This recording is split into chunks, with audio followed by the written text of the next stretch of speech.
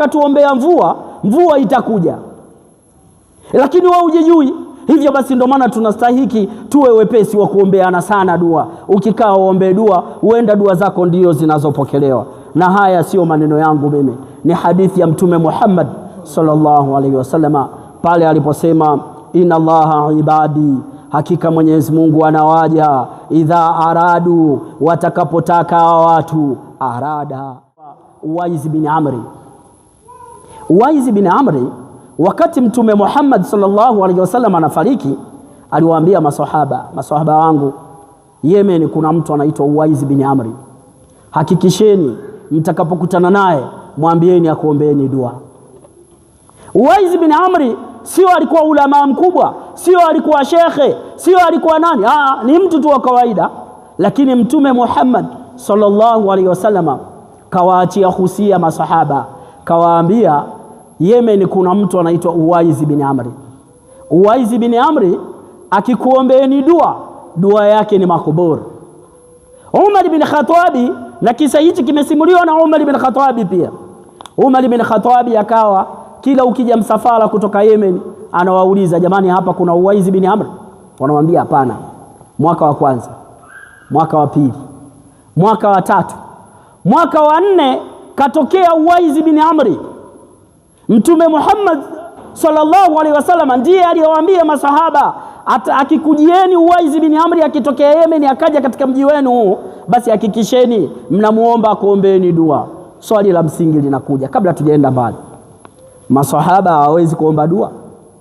Yani masahaba Abu Bakar bin Siddiq, Umar bin Khattab, Uthman bin Affan, Ali bin Abi Talib na wengine wote, je, hawawezi kuomba dua? Jibu, wanaweza.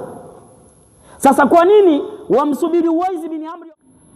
Innal hamdalillah nahmaduhu wa nasta'inuhu wa nastaghfiruhu wa na'udhu billahi min shururi anfusina wa min sayyiati a'malina. Man yahdihillahu fala mudilla lahu wa man yudlil fala hadiya lahu. Wa ashhadu an la ilaha illa Allah wahdahu la sharika lahu wa ashhadu anna sayyidana Muhammad abduhu wa rasuluhu arsala rasulahu bil huda wa dinil haqq liyudhilahu ala dini kullihi wa kafa billahi shahida. Allahumma salli ala sayyidina Muhammad wa ala alihi wa sahbihi wa barik wa sallim. Usikum wa nafsi awala bittaqullaha ta'ala wa ta'atihi, amma ba'd. Naihusia nafsi yangu pamoja na kuwahusieni ndugu zangu Waislamu katika kumcha Allah tabaraka wa taala. Ndugu zanguni, tupo katika mwezi Shaaban, tukiwa tunasubiria kuingia katika mwezi mtukufu wa Ramadhani. Katika hatua hii leo hii, katika hutuba yetu itazungumzia kuomba dua na kuombeana dua. Ndugu zangu Waislamu, tunaenda katika mwezi mtukufu wa Ramadhani. Kuna mambo tuanze kuwekana sawa hapa, ili tujue kabisa tunavyoingia katika mwezi wa Ramadhani na siku zingine, tujue kwamba tunatakiwa tujue wajibu wa kila Muislamu ni kuomba dua na kuombeana dua. Hii ndio hutuba yetu ya leo, ambayo itadumu takriban dakika 30 katika membari hii ya Masjidi Taqwa. Mwenyezi Mungu Subhanahu wa Ta'ala anasema, ud'uni fastajibu lakum, niombeni nitakujibuni. Lakini qala Rasulullah sallallahu alayhi wasallam, amesema mjumbe wa Mwenyezi Mungu, rehma na amani zimuye juu yake, anasemaje mtume wetu Muhammad sallallahu alayhi wasallam katika Tirmidhi? Anasema, aduau awali ibadatu, dua ni ibada. Anasisitiza mtume wetu, anasema sallallahu alayhi wasallam, dua ni ibada. Lakini pia mtume wetu Muhammad sallallahu alayhi wasallam katika hadithi iliyosimuliwa na Abu Huraira radhiyallahu anhu anasema, laisa shay'un ikram hakuna jambo ambalo lenye utukufu ala Allahi ta'ala, mbele ya Mwenyezi Mungu aliyejaa utukufu, minaduai, zaidi ya dua. Jambo la dua ni jambo lenye utukufu mkubwa, ndugu zangu Waislamu. Ndio maana leo mimi nikaona nije na hutuba kuomba dua na kuombeana dua. Si hivyo, Mtume wetu Muhammad sallallahu alaihi wasallam anasemaje? Man lam yas'ulillah, yule ambaye hamuombi Mwenyezi Mungu, yaghadhabu alaihi, Mwenyezi Mungu anamghadhibikia yule mtu ambaye hamuombi. Wakati sisi binadamu, anapokuwa mtu anakuombaomba unamghadhibikia, kwa Mwenyezi Mungu imekuwa iko tofauti. Yule ambaye hamuombi Mwenyezi Mungu, Mwenyezi Mungu anamghadhibikia.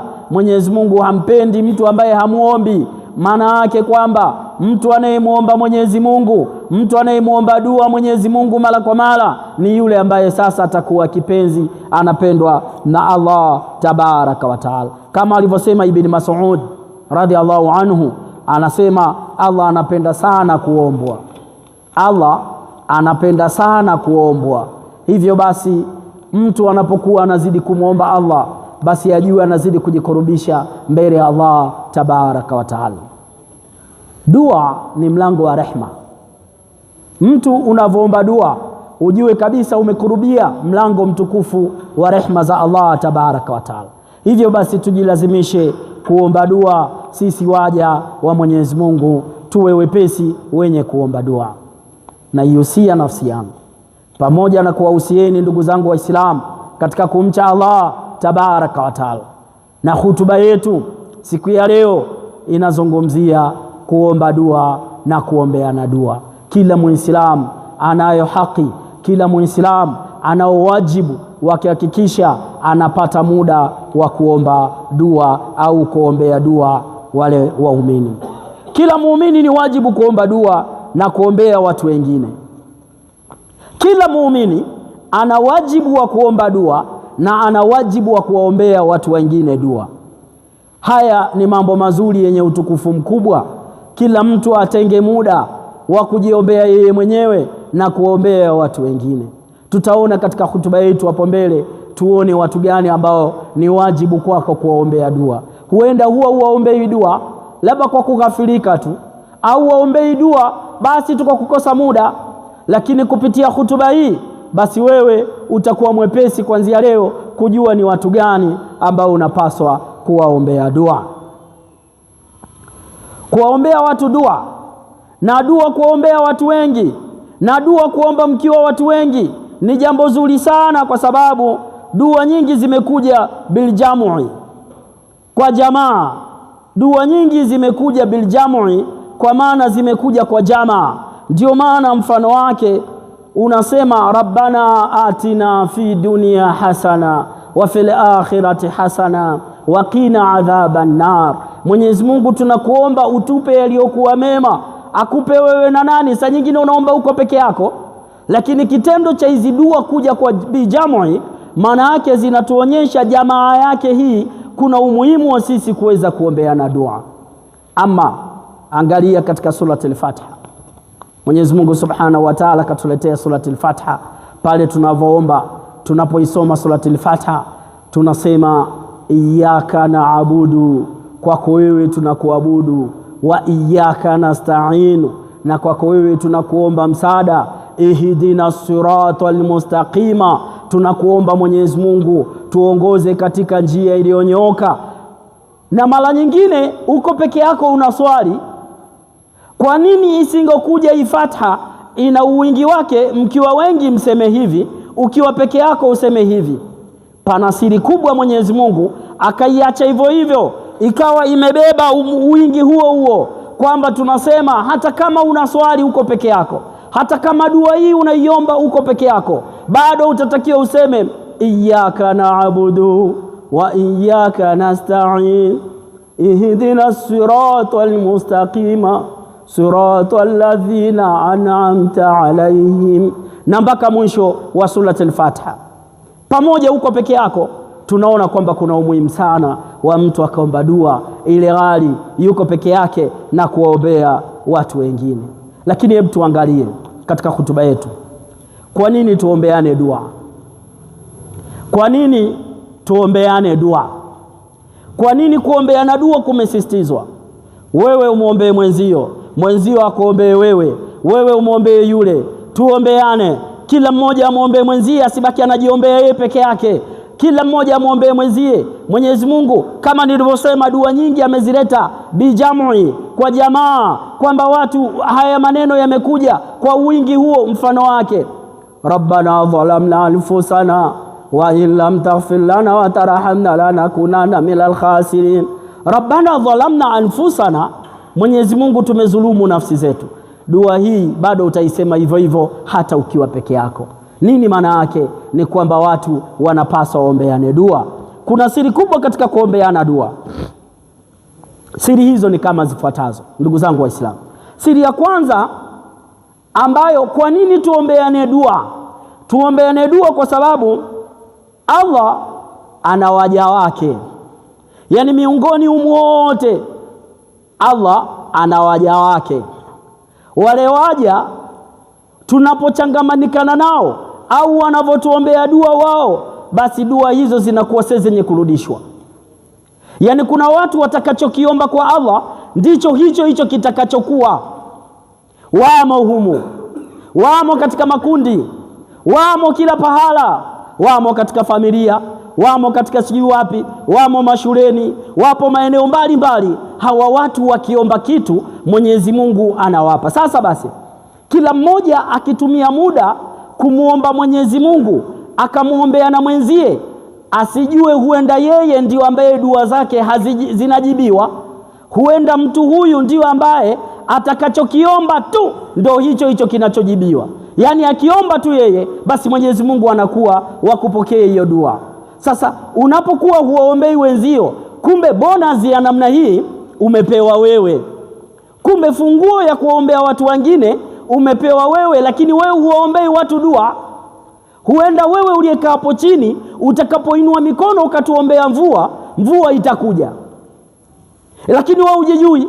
Hivyo basi ndio maana tunastahiki tuwe wepesi wa kuombeana sana dua. Ukikaa uombe dua, huenda dua zako ndio zinazopokelewa. Na haya sio maneno yangu mimi, ni hadithi ya Mtume Muhammad sallallahu alaihi wasallama, pale aliposema, inna Allaha ibadi, hakika Mwenyezi Mungu anawaja, idha aradu, watakapotaka watu, arada, Mwenyezi Mungu naye hutaka.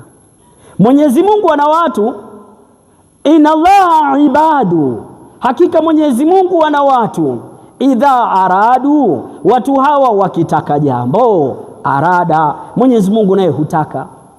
Wakiomba jambo, basi Mwenyezi Mungu huwapa. Hivyo basi ni lazima tuombeane dua. Na hapa pana kisa mashuhuri sana. Kisa hiki ni cha bwana mmoja aliitwa Uwais bin Amri. Uwais bin Amri, wakati Mtume Muhammad sallallahu alaihi wasallam anafariki, aliwaambia maswahaba wangu, Yemen kuna mtu anaitwa Uwais bin Amri. Hakikisheni mtakapokutana naye mwambieni akuombeeni dua. Uwais bin Amri sio alikuwa ulama mkubwa, sio alikuwa shekhe, sio alikuwa nani, ni mtu tu wa kawaida. Lakini Mtume Muhammad sallallahu alaihi wasallam kawaachia husia masahaba, kawaambia Yemen kuna mtu anaitwa Uwais bin Amri. Uwais bin Amri akikuombeeni dua yake ni makubur. Umar bin Khattabi, na kisa hichi kimesimuliwa na Umar bin Khattabi pia. Umar bin Khattabi akawa kila ukija msafara kutoka Yemen anawauliza, jamani, hapa kuna Uwais bin Amr? Wanamwambia hapana. Mwaka wa kwanza, mwaka wa pili, mwaka wa tatu, mwaka wa nne katokea Uwais bin Amri.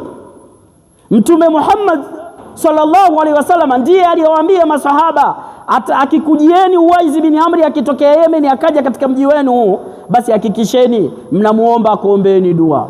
Swali la msingi linakuja kabla tujaenda mbali. Masahaba hawawezi kuomba dua? Yaani masahaba Abu Bakar bin Siddiq, Umar bin Khattab, Uthman bin Affan, Ali bin Abi Talib na wengine wote, je, hawawezi kuomba dua? Jibu, wanaweza. Sasa kwa nini wamsubiri Uwais bin Amri waombee dua? Uwais bin Amri alivyotokea Saidina Umar bin Khattab radhiyallahu anhu akamfuata yule Uwaizi, akamwambia Uwaizi, mimi Mtume Muhammad sallallahu alaihi wasallam alisema ukija mimi nikuombe uniombee dua. Akamuuliza kwa nini? Mbona wakina Uwaizi tuko wengi, tunaotoka Yemen ni wengi kweli kweli, imekuweje leo hii ukasema mimi nikuombee dua? Je, huyo Uwaizi aliyomtaja Rasulillah ndio mimi? Akasema utakuwa ndio wewe kwa sifa zifuatazo. Kwa maelezo niliyopewa na Rasulillah, la kwanza, Uwaizi bin Amri alipata ugonjwa wa mbaranga, ugonjwa wa ukoma. Anasema Rasulillah, huyo mtu mtamgundua mgongoni ana kishilingi. Siku hizi tunaita kishilingi. Katika vitabu vimeandika dirham, lakini siku hizi tunasema kishilingi. Umar akamwambia, wewe katika mgongo wako umepona sehemu zote ila sehemu moja pana kishilingi. Yule bwana akasema ni kweli. Akamwambia, jambo la pili, wewe ulikuwa ukimuuguza mzazi wako, mama yako. Kitendo cha kumuuguza mama yako, namna ulivyomuuguza, Allah tabaraka wa taala katokea kukupenda wewe, akakupa wewe kubur, akakupa sharafa kubwa. Wewe chochote utakachomuomba Allah kitakuwa. Hivyo basi, kwa mambo mawili haya wewe umepewa uwezo mkubwa sana na Allah. Uwaizi bin Amr akasema kweli, kwa miaka 4 mimi nilikuwa nikimuuguza mama yangu, ndio maana sikutokea. Akamwambia ndio wewe, basi mimi nakuomba uniombee dua. Uwaizi akamwambia nikuombee dua gani? Akasema niombee maghfira. Akamuombea dua ya maghfira kwa Mwenyezi Mungu. Swali linakuja, humo msikitini wakina Uwaizi bin Amri wako wangapi? Tunawajua? Sisi hatuwajui. Basi tunaomba kila mmoja awe mwepesi kumwombea dua mwenzie.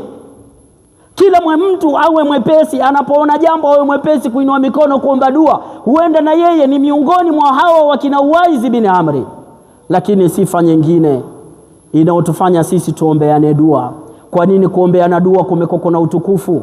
Ni kwa sababu mtu yeyote atakayewaombea dua wenzie, mtu yeyote ambaye anawaombea dua wenzie, anavoombea dua, ukamwombea mwenzio kwa siri, kwa ghaibu, ukakaa ukainua mikono ukamwombea, malaika wanasogea, malaika wanasema ya Rabbi, mpe na yeye kama alivyoomba, mpe na yeye kama alivyoomba.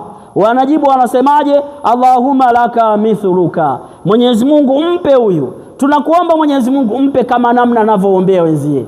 Kwa hiyo kuna watu humu ndani, kuna watu hii dunia hawafanikiwi kwa sababu ya kila muda wakikaa kuwaombea wenzao mabaya, kumbe malaika wanajibu Allahumma laka mithluka, mpe huyu mithili ya kile anachoombea wenzie. Hivyo basi siri kubwa ili ufanikiwe, uwe mwepesi kuwaombea dua watu wengine.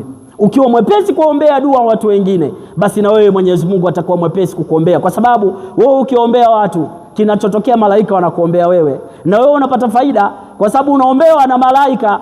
Malaika wao hawafanyi maasi, dua zao ni makuburu, wanainua mikono wanasema Allahumma laka mithluka, Mwenyezi Mungu mpe huyu kwa mithili hiyo hiyo anavoombea wengine. Hiyo basi tunamwomba Mwenyezi Mungu tuwe wepesi mimi na wewe kwa ajili ya kuombea watu dua. Ama mtume wetu Muhammad sallallahu alaihi wasallam alikuwa kila mara ni kutuombea dua, akikaa kila wakati ummati ummati ummati, anauombea ummati wake, anauombea dua kila mara anapokaa, yeye ni kuombea dua. Ni mtume pekee anakufa yeye anaombea dua tu Waislamu, na atakapofufuliwa anaenda katika uwanja wa hisabu, yeye anaombea dua tu. Hivyo basi kuombea na dua mimi na wewe ni jambo ambalo ni adhim sana. Barakallahu li wa la bimil Qur'anil azim wa nafahani wa iyyakum bil hayati wa dhikril hakim. aqulu qawlu hadha wa astaghfirullahal azim wa lisaa'ilil mu'minina wal mu'minat wal muslimina wal muslimat ud'u rabbakum tadhalluwa wa khufiyatan. Alhamdulillahi hamdan kathira kama amala wa ashhadu an la ilaha illa Allah wahdahu la sharika lahu ilighama liman ja'ada bihi wa kafara wa ashhadu anna sayyidana wa nabiyana wa maulana Muhammad wa ala alihi wa ashabihi wa tabi'in lahum bil ihsani ila yaumiddin. Usikum wa nafsi awwala bittaqullaha ta'ala wa ta'ati. Ndugu zangu Waislamu, tupo katika kuombeana dua. Hutuba yetu inazungumzia kuombeana dua. Hutuba yetu inazungumzia kuombeana dua. Tuwe wepesi wa kuombeana dua. Eneo la mwisho katika hutuba yangu linazungumzia watu gani sasa wewe wa kuombea dua. wanaweza kawa unawakumbuka lakini umewasahau. Mimi nimeona niwakumbushe katika hutuba hii. Unaweza ukawa unaghafilika tu waombei. Leo hii mimi nataka nikuambie watu ambao unapaswa kuombea dua, kwa sababu dua zote Mwenyezi Mungu yaumul qiyama atazibadilisha kuwa amali. Dua zote zitabadilishwa kuwa matendo na mja atalipwa. Utakusanywa dua zako zote, alafu utaambiwa hii unakumbuka uliomba siku fulani, malipo yake haya. Hii hata kama Mwenyezi Mungu alikujibu hizo dua, lakini lazima akulipe, kwa sababu Mwenyezi Mungu ana sampuli 3 ya kujibu dua. Sampuli ya kwanza akakupa ulichokiomba.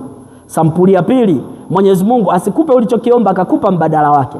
Sampuli ya 3 asikupe ulichokiomba, asikupe mbadala, akakusamea makosa yako na akakuingiza katika pepo yake. Tunamwomba Mwenyezi Mungu atujalie tu miongoni mwa wanaojibiwa dua. Ukitaka kujua umuhimu wa kuombea na dua, moja ya nguzo ya hutuba ni lazima khatibu atakapopanda katika membari, sharti mojawapo awaombee dua. Ndio maana sharti atasema Allahumma ighfir lil mu'minina wal mu'minati wal muslimina wal muslimati wala ahya'i minhum wala amwati rabbana innaka karibun mujibu da'awati. Hii ni nguzo miongoni mwa nguzo katika hutuba. Ukimwona mtu anasoma hutuba alafu katika hutuba yake haina kuombea Waislamu dua, nguzo moja imepungua katika masharti 5 ya nguzo za hutuba. Ama Mwenyezi Mungu Subhanahu wa Ta'ala hakutuacha hivi hivi. Mwenyezi Mungu Subhanahu wa Ta'ala hakutuacha hivi hivi. Anasemaje Mwenyezi Mungu? Wa idha sa'alaka ibadi anni, watakapokuuliza waja wangu mimi nani, mimi nani, anamwambia Rasuli Muhammad, mimi nani mimi, watakapokuuliza anni fa inni karibun, hakika mimi niko jirani sana, ujibun da'wata, kujibu dua. Watakapokuuliza mimi nani, waambie mimi niko jirani sana. Watakapokuuliza mambo yangu mimi Allah ni nani, waambie mimi karibun, mimi niko jirani sana. Ujibun da'wata, mimi nipo karibu kabisa kujibu dawa. Da'i idha da'ani, dai yoyote, muombaji yoyote, idha daani, atakaponiomba mimi niko jirani sana kumjibu huyo. Hebu tuangalie watu ambao unatakiwa kuombea dua. Mtu wa kwanza wa kumwombea dua ni wewe mwenyewe. Leo hii pamezuka watu hawajiombei dua. Mtu akimaliza kuswali, huyo akisema tu asalamu alaykum wa rahmatullahi, asalamu alaykum wa rahmatullahi, huyo anaondoka.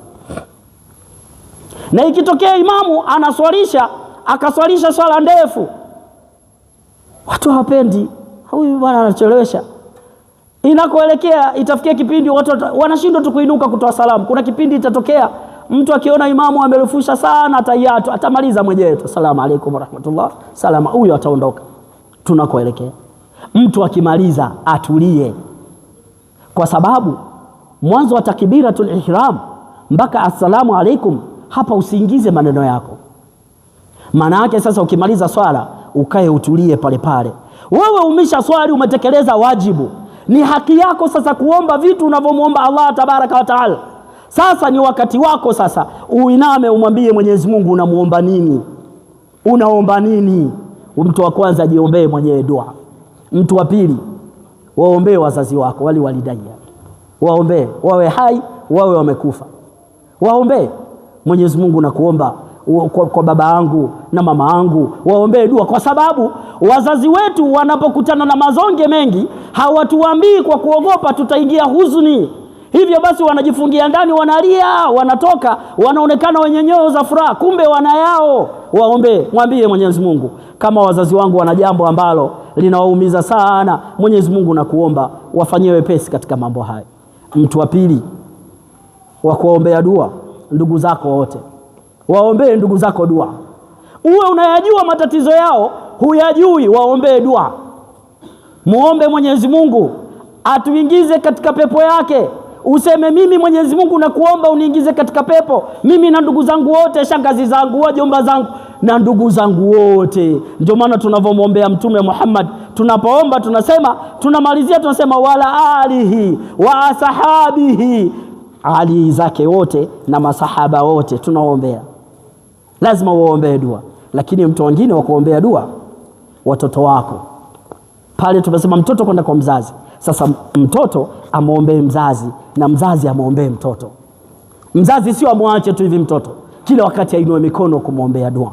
Ama wagonjwa, maridhi, watu wagonjwa unapaswa kuombea dua. Hii ni wajibu. Tumeshindwa kwenda mahospitalini kwenda kuwaombea dua, kwenda kuwashika na kuwatakia rehma. Basi hapo hapo umemaliza kuswali fajiri, mwambie Mwenyezi Mungu, ya Rabbi, najua kuna watu hawajalala leo usiku, maradhi yamewasumbua. Wapo ambao wanalalamika nigeuzie huku, wanaongeza dripu, wengine wanachomwa na masindano. Mwenyezi Mungu wape tahfifu hao. Lazima uombe dua. Mwenyezi Mungu wahifadhi hawa. Wale ambao maradhi yao hayajulikani, basi yakajulikane. Wale ambao wanakunywa dawa waponi, basi wakapone. Dua hiyo itaenda kwa kila mgonjwa. Lakini lingine, ukiwa mgonjwa usiache kuombea dua wazima, kwa sababu dua ya mgonjwa hairudishwi. Kwa hiyo yule anayeumwa ajue ana bonus ya kuombea watu dua na dua yake ikapokelewa. Kwa hiyo watu wakija kukutembelea, inua mikono waombee dua, washike mikono waombee dua, waombee dua waliokuwa wazima. Hii ndiyo ni wajibu wa kila Muislamu. Ama muombee dua jirani yako. Mtu mwingine wa sita ambaye unapaswa kumuombea dua ni jirani yako. Muombee dua jirani yako kila mara. Mtazame jirani yako aliyefanikiwa nyumba ya pili, ana magari mazuri, ana nyumba nzuri, inua mikono mwambie Mwenyezi Mungu, jirani yangu huyu umempa mali mingi, jirani yangu umempa kipando kizuri cha kutembelea, umempa familia nzuri, na kuomba ya Rabbi isiwe fitina kwake, na kuomba ya Rabbi isiwe fitina, vimuendeshe salama, aishi salama, au asaidie watu, vikawa vina kheri hivi vitu fi dunia wala akhira. Muombe dua, malaika watakapojibu Allahumma laka mithruka, huenda na wewe ukaja kuwa milionea kwa sababu tu ya kumwombea dua jirani. Lakini je, siku hizi tunaombeana dua? Ndio utafungua dirisha utamwambia yule anajifanya analinga na kigali chake, mwezi wa 3 akifiki hicho kitapinduka hicho. Haya sio maneno ya Waislamu.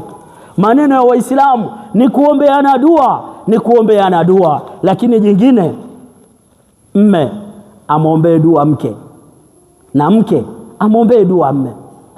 Mke atakapokuwa anamwombea dua mme wake, anatoka, bwana, mke wangu mimi natoka kwenda kutafuta, naelekea kazini. Mke wake akimaliza tu, akitoka akakae, anyooshe mikono kama anaweza, au kama yuko jikoni aseme, ya Rabbi, mme wangu anatoka na kuomba umtazame kwa jicho lako la huruma. Anakoenda sina uhakika atarudi, sina uhakika atapata. Mwenyezi Mungu mjalie apate, Mwenyezi Mungu mjalie arudi. Kwani kuna wangapi waume zao walivyoaga wakatoka, walivyorudi walikuwa sio wao, zilirudishwa sanduku kwa ajili ya kwenda kuzika.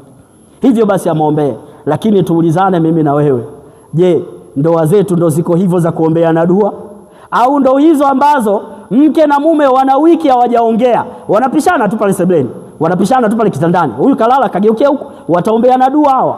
Watu lazima waombeane dua. Mke amwombee dua, amwombee dua mme, na mume anavotoka aseme, ya Rabbi, nimekuachia nyumba hii, sijamwacha mwingine, nimekuacha wewe Allah tabaraka wa taala na Rasuli Muhammad sallallahu alaihi wasallam, na kuomba ya Rabbi, nilindie nyumba yangu, nilindie mke wangu, mjalie afya, mjalie subira. Haya ni maneno ya kuambiana. Lakini leo hii ndoa zetu namna zilikofikia hazijafika huko. Hatuombeani dua. Mke amwombee dua mume na mume amwombee dua mke. Hivi ndivyo ambavyo ni wajibu. Haya maneno sio maneno yangu, ni ya Rasuli Muhammad sallallahu alaihi wasallam. Ama una wajibu wa kuombea dua viongozi.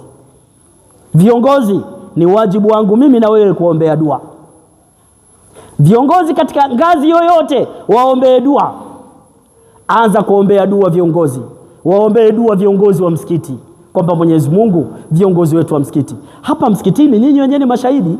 Tuna viongozi ambao wanasimamia ujenzi wa msikiti. Tunapaswa tuwaombee dua kwamba Mwenyezi Mungu wape hekima na busara, wape moyo wa uvumilivu, kwa sababu kuna watu watatokea watawakatisha tamaa. Mimi na wewe ni wajibu wetu kuombea dua, wapate afya, wapate hekima, waweze kuongoza. Lakini pia kiongozi wa nchi wa kipindi chochote, sio tu kwa sababu kipindi hichi rais ni Muislamu. Rais wa kipindi chochote unapaswa kukaa kumwombea dua, Mwenyezi Mungu ampe hekima na busara, kwa sababu likimharibikia yeye limeharibika na kwetu. Ni sawa umepanda gari, dereva anaendesha, alafu unamtakia dua mbaya, je, gari hilo likipinduka wote kwa salama?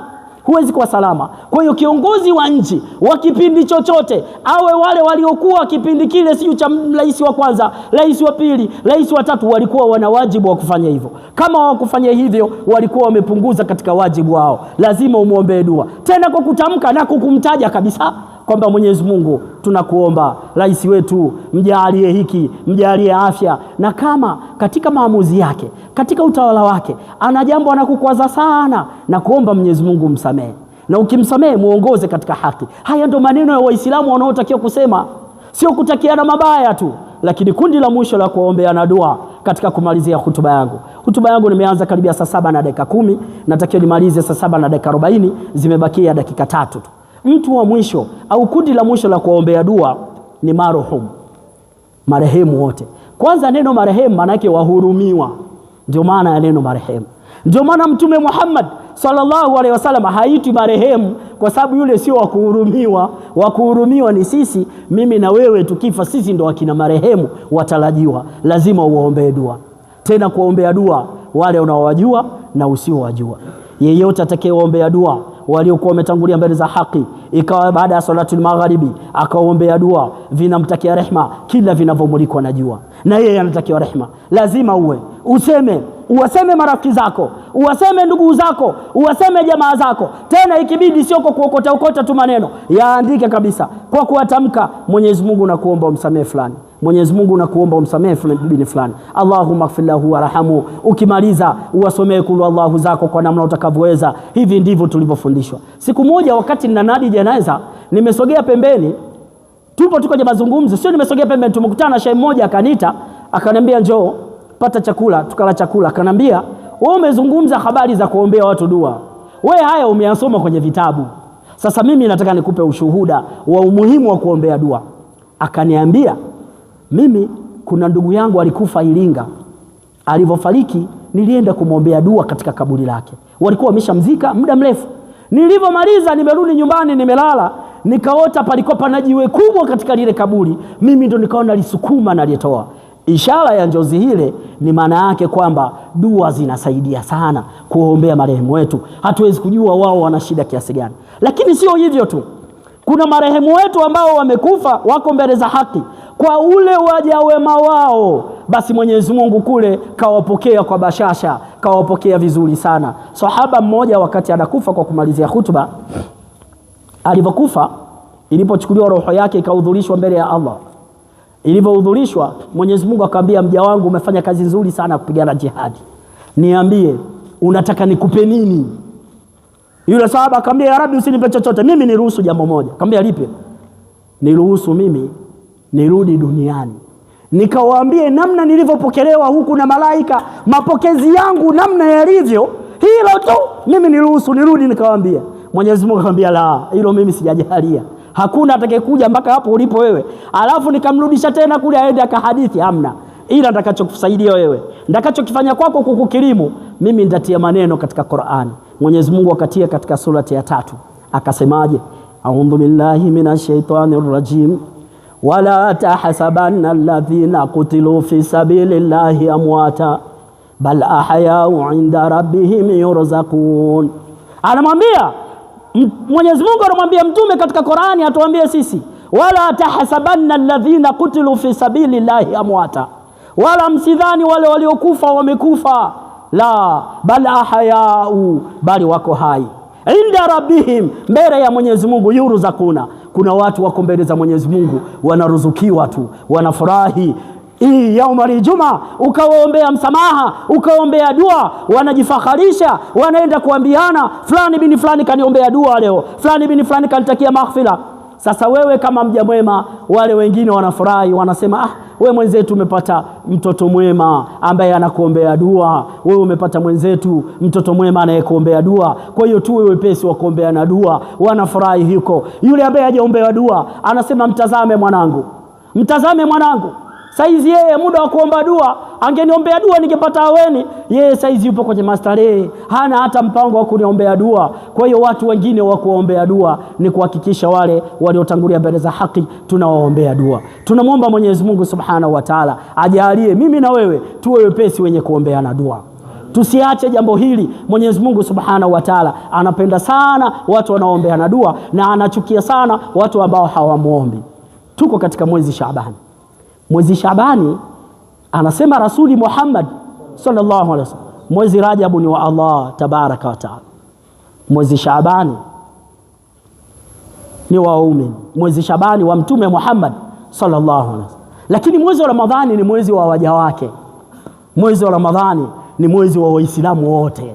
Ndio unasogea sasa, karibia sasa, ndio watu waanze kufika. Wale waliotajwa katika Qur'ani, Mwenyezi Mungu anaosema waja wake, inna Allah ibadi, Mwenyezi Mungu ana waja wake, ndio utawaona mwezi wa Ramadhani sasa wanafurika katika misikiti mbalimbali. Wamekuja sasa, wameitwa. Hao ndio waja wa Mwenyezi Mungu, wameitwa. Wenye kuacha uko sigara, wenye kuacha pombe, sasa wameitwa, wanakuja. Mwezi Shaabani kwa sababu wa Rasuli Muhammad sallallahu alaihi wasallam. Mimi na wewe ni wajibu wetu kumswalia Mtume Muhammad sallallahu alaihi wasallam.